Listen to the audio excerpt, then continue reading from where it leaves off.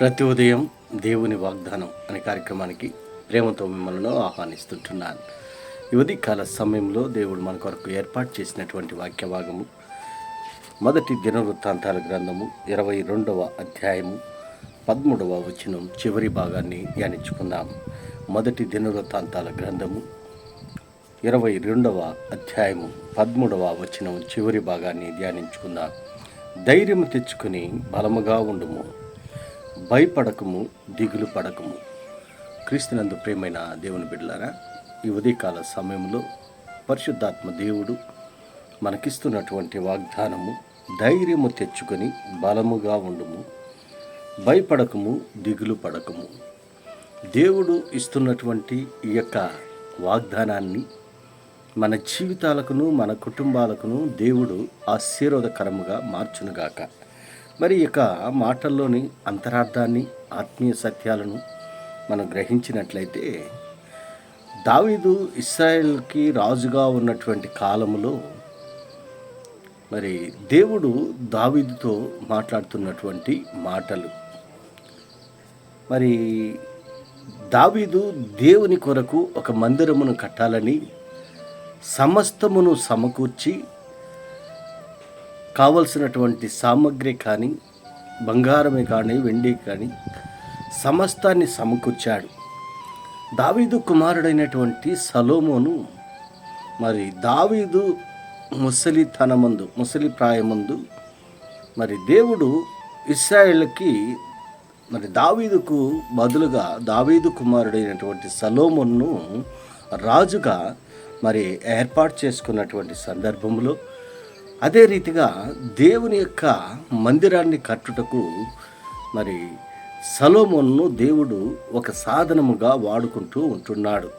దావీదు పూనుకున్నటువంటి పనిని, మరి ఆ యొక్క పనిని సొలొమోను ద్వారా నెరవేర్చబడాలని దేవుని యొక్క ఉద్దేశంగా ఉంటున్నది. అందుకే దావీదు సమస్తాన్ని సమకూర్చాడు.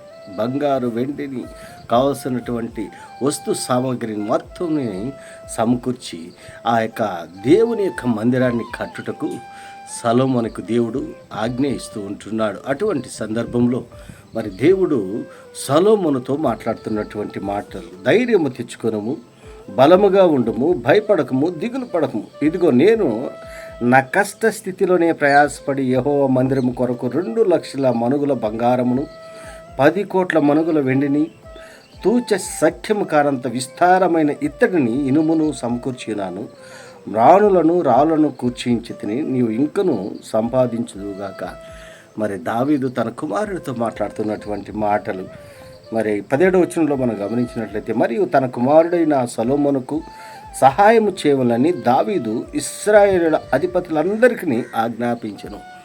మరి ఇశ్రాయేలును పరిపాలించుటకు దావీదు తదనంతరము సొలొమోను వారికి రాజుగా ఉంటున్నటువంటి సందర్భంలో మరి దావీదు ఇశ్రాయేలు అధిపతులందరినీ పిలిపించి తన కుమారుని నిమిత్తము ఈ మాటలు మాట్లాడుతున్నాడు. ఎట్లనగా, మీ దేవుడైన యెహోవా మీతో కూడా ఉన్నాడు కదా, చుట్టూనున్న వారి వలన తొందర లేకుండా ఆయన మీకు నెమ్మది ఇచ్చి ఉన్నాడు కదా, దేశ నివాసులను ఆయన నాకు వశపరిచి ఉన్నాడు.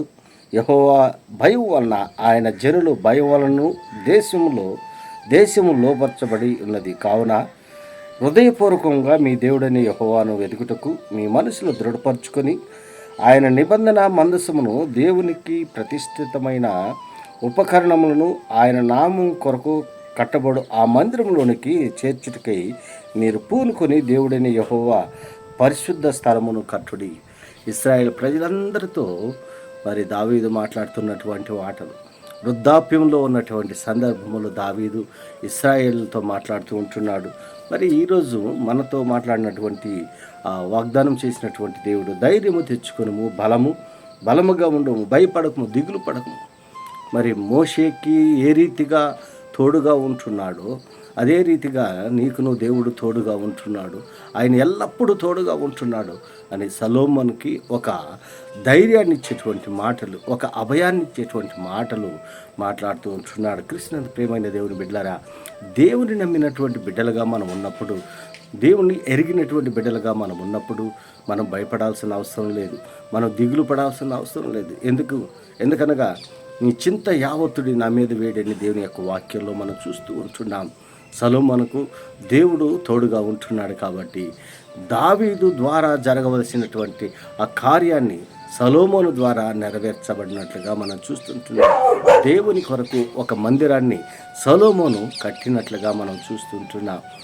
మరి ఏ విషయాల్లో అయితే నువ్వు దిగులు పడుతూ ఉంటున్నావో, ఏ సందర్భంలో అయితే నువ్వు భయపడుతూ ఉంటున్నావో, ఆ సందర్భాల్లో నుండి దేవుడు ఆ భయంలో నుండి నేను విడిపించేదానికి, ఆ దిగుల్లో నుండి నేను తప్పించేదానికి, ఆ ధైర్యాన్ని ఇచ్చేదానికి ఆయన దేవుడు ఎల్లప్పుడూ సిద్ధంగా ఉంటున్నాడని ఈ కొద్ది మాటల ద్వారా నేను హెచ్చరిక చేస్తుంటున్నాను. దేవుడి యొక్క మాటలను మరెక్కువగా మీకును మీ కుటుంబాలకు ఆశీర్వాదకరంగా దేవుడు మార్చిన గాక. ఆమేన్.